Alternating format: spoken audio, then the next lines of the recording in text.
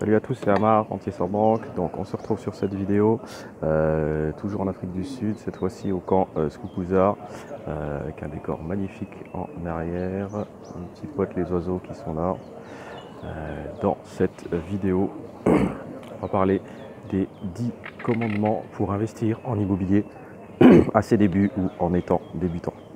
Avant tout, je vous invite à cliquer sur le lien en dessous de la vidéo sur lequel je vous offre une formation de 2 heures pour apprendre à investir sans passer par la case banque ou en s'en libérant au plus vite. Donc, alors sur cette vidéo, on va aborder 10 points. Restez bien jusqu'à la fin pour voir le 10e point qui est l'un des plus importants selon moi. Alors, le premier point avant de se lancer immobilier, c'est pourquoi investir, tu sauras. Premier commandement, pourquoi investir, tu sauras. Il est important d'avoir un pourquoi qui nous pousse à faire les choses. Donc, dès maintenant, on s'interroge. Est-ce que je veux le faire pour être plus à l'aise à la retraite? Est-ce que je veux le faire pour avoir un petit peu de cash flow supplémentaire, une meilleure vie?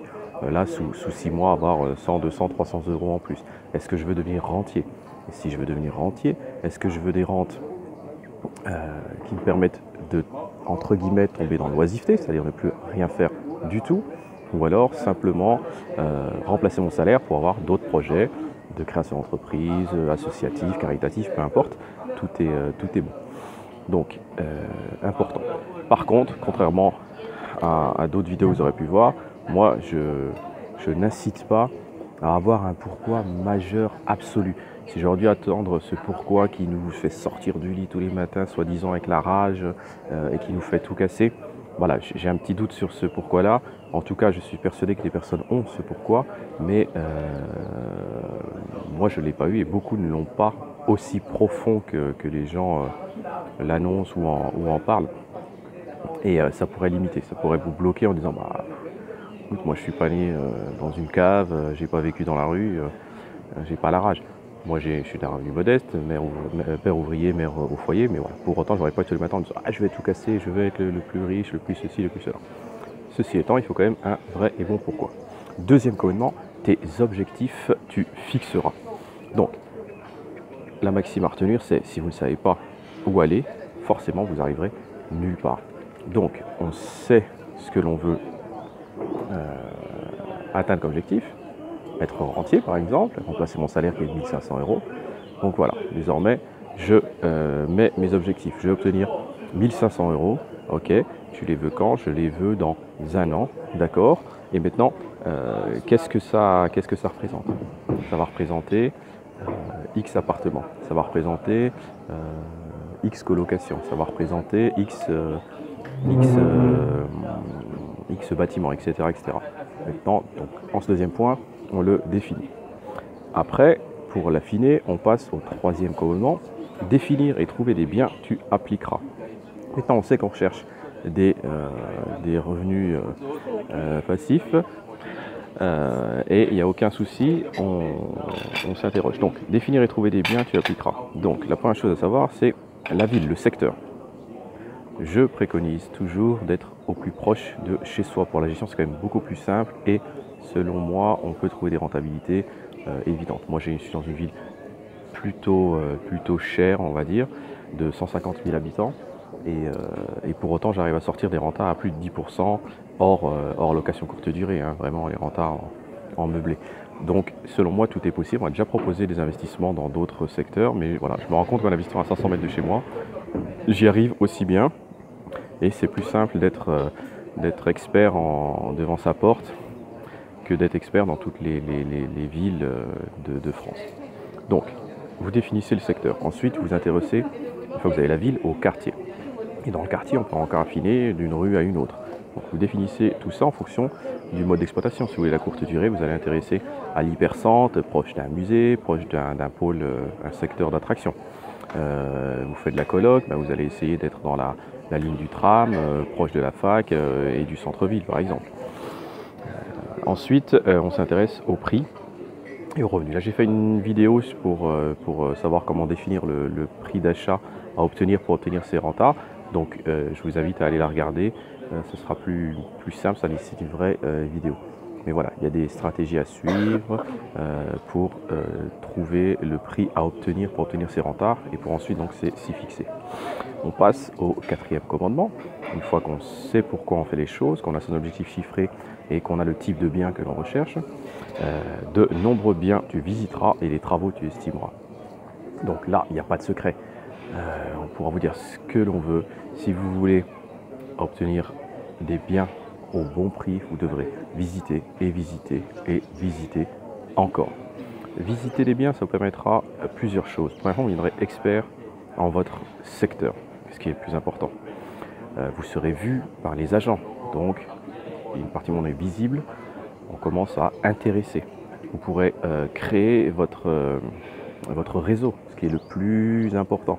Là encore, avant de partir en voyage, on m'a appelé, le bien, elle venait de l'avoir, elle avait à peine elle avait eu un accord mail, l'agent, un accord sur le prix simplement. Elle avait encore aucun document, rien, et pourtant elle m'a appelé sur un bien en hyper centre, hyper bien placé, le genre de bien qui sort une fois tous les 10 ans. Donc voilà, et ça c'est essentiellement votre réseau. Vous pouvez visiter pour rien, c'est pas grave. Vous n'êtes pas obligé de visiter que des bonnes affaires. Visitez, visitez, visitez. Vous allez aussi affûter votre œil. Et en même temps, vous pourrez, je ferai une vidéo dessus, mais j'en parle dans la formation bien évidemment, estimer les travaux rapidement. Il y a plusieurs techniques pour estimer les travaux rapidement. Pareil, c'est très compliqué de le mettre dans cette vidéo. Mais voilà, vous multipliez les visites, vous affûterez donc votre œil, vous créerez le réseau et vous serez de plus en plus à l'aise avec l'estimation des travaux, une première estimation des travaux qui vous permet de vous positionner ou non. Cinquième commandement, avec les calculs de rentabilité, tu jongleras. Donc pareil, c'est très important. Dans des villes comme la mienne, mais comme beaucoup de villes en France, le secteur est très tendu. Il y a beaucoup d'investisseurs, les bonnes affaires, on va être 10, 15, 20, 30 dessus, il faut vraiment batailler très très dur. Donc il faut que vous soyez capable, quasi de tête, ou en tout cas en 30 secondes avec votre téléphone, à calculer la rentabilité. Il faudra faire la différence entre la rentabilité de l'agent, la rentabilité brute, la rentabilité nette. Je vous invite pareil à regarder la vidéo sur laquelle je parle des fakes, je vais nommer les fakes en rentabilité. Et vous verrez qu'au final, si vous êtes sérieux, il y a des modes de calcul assez simples à prendre en compte pour avoir une rentabilité honnête. Après, voilà, il faudra s'y tenir. En effet, c'est facile de signer le premier bienvenu quand l'agent nous dit, ah ben c'est une rentabilité, la rentabilité de l'agent, il va faire le prix brut sera le prix avant notaire, avant tout, et le loyer estimé. Donc il va vous sortir des rentes à 7, à 8, vous dites oh, c'est cool. Et à la fin vous avez même pas 3 ou 4 dans votre poche. Le sixième commandement, un négociateur hors pair tu deviendras.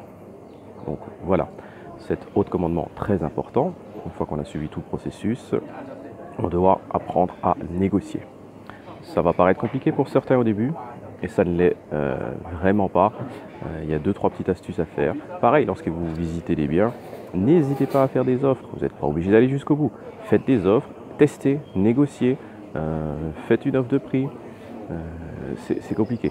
Alors de la même façon, il y a des vidéos sur lesquelles j'en parle beaucoup plus en détail dans ma formation. Ça demande de grandes... ça demande certaines compétences, mais voilà, c'est pas non plus hyper compliqué. Mais vous devez devenir un négociateur hors pair. Souvenez-vous que dans ce monde, on va dire, en France, globalement, hormis le caddie de la caissière, tout est négociable. Ça ne veut pas dire qu'on doit toujours tout négocier. Moi, la majorité des biens que j'ai achetés, je ne les ai pas négociés parce que c'était des affaires, entre guillemets, dites en or dès le début. Donc, mon souci, c'était de l'obtenir et pas de me faire doubler. Mais voilà, il ne faut pas hésiter à négocier. C'est une stratégie de vouloir visiter de nombreux biens qui, en apparence, ne sont pas hyper excitants et qui, au final, se découvrent être des pépites. Parce que le vendeur a X problèmes, veut vendre absolument, voilà. Il y a plein de choses qu'on découvre une fois avoir visité. Mais je ne peux pas rentrer dans le détail, ça nécessiterait une vidéo entière et surtout j'en parle dans mes formations, donc je laisse l'exclu quand même aux personnes qui suivent mes formations. Septième commandement, la banque tu affronteras ou pas. Donc comme vous le savez, moi j'investis sans banque. Donc j'utilise tous les moyens qui existent et surtout, j'ai créé un cercle vertueux qui me permet de réinvestir mon argent, peu fiscalisé et donc d'investir content. Mais il est possible que pour un premier investissement, vous ayez besoin, pour lancer ce cercle vertueux, de passer par la banque. Donc vous devriez être un expert. Il vous faut un dossier en béton pour passer encore plus en 2020 où les taux se resserrent un peu et où pour le coup ma stratégie devient tout à fait intéressante et importante, ne serait-ce que pour avoir l'apport, même si vous ne voulez pas forcément investir sans banque. 8e commandement, compromis et vente finale, tu signeras. Voilà, après avoir fait tous ces efforts, il faut passer à la contractualisation de cet achat. Et c'est des moments assez importants. Donc le point le plus important à retenir pour ça, c'est de s'entourer d'un bon notaire. Donc vous allez devoir avoir un notaire.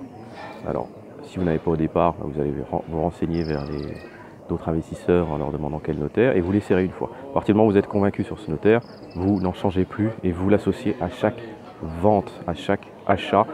Même si le vendeur veut son propre notaire, c'est pas grave, vous associez le vôtre. Parce qu'avec l'expérience, il saura ce que vous recherchez, ce que vous ne recherchez pas et il vous alertera sur tous les points. Moi, je le fais systématiquement. Encore dernièrement, j'ai acheté un commerce, le vendeur était en surendettement, j'ai appelé mon notaire, voilà, j'ai tel bien, vous savez comment j'achète, vous savez comment je fonctionne. Attention, il y a un surendettement, donc il faut faire attention à l'hypothèque, que le bien ne soit pas hypothéqué par exemple. 9e commandement, les travaux tu prépareras et géreras. Donc voilà, si vous ne faites pas les travaux vous-même, moi j'en fais parfois une partie, parfois tout, parfois peu, jamais tout parce que j'ai pas toute l'expertise, mais voilà, j'aime bien parfois le faire. Mais le 9e commandement sera de faire très attention au choix de son artisan et ou de son maître d'œuvre, le choix de ses entreprises. Est-ce qu'on prend une entreprise générale de bâtiment qui va tout faire, ce qui est plus simple pour gérer les plannings, parce que vous risquez d'être vite embêté entre le plombier, le plaquiste, l'électricien, ils vont se marcher dessus ou alors ils vont plus être dispo et ça va décaler de plusieurs semaines vos travaux. Donc entourez-vous de bonnes personnes. Et enfin, le dernier commandement de l'investisseur sans banque, la mise en location ou la délégation, tu testeras. Donc voilà, on a fait des efforts considérables, se sont passés avec les travaux peut-être 4, 5, 6 mois. Maintenant, il ne faut pas se rater sur la fin, le final, c'est-à-dire la mise en location. Si vous plantez là-dessus, vous ne gagnerez jamais d'argent et vous serez donc revenu à la case départ avec, si vous êtes passé par la banque, avec une dette à rembourser. Donc on fait attention à ces points-là. Si on le met en location meublée, on va faire attention au dossier du locataire. Si on met en courte durée, pareil, on se pose les bonnes questions, on fait les bonnes photos, on fait le bon équipement. Voilà, tous ces points sont très très spécifiques.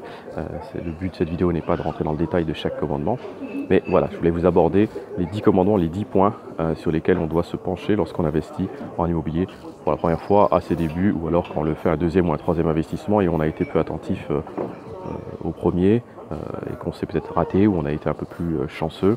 Donc les 10 commandements de l'investisseur débutant.